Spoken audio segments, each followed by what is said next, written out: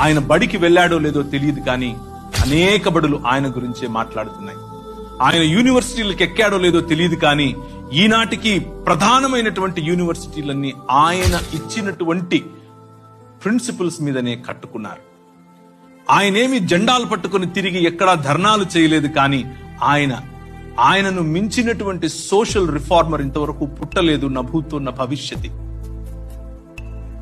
పాపంలో దొరికిన ఒక స్త్రీని చూసి అమ్మా అన్న కారణం చేత తను తిరిగి లేచిన తరువాత అపోస్తలులకు సైతము సువార్త చెప్పటానికి స్త్రీని ఎన్నుకున్న కారణం చేత స్త్రీకి ఆయన ఈ ప్రపంచంలో గౌరవాన్ని కోల్పోయినటువంటి ఇమేజ్ ను తిరిగి ఆపాదించాడు.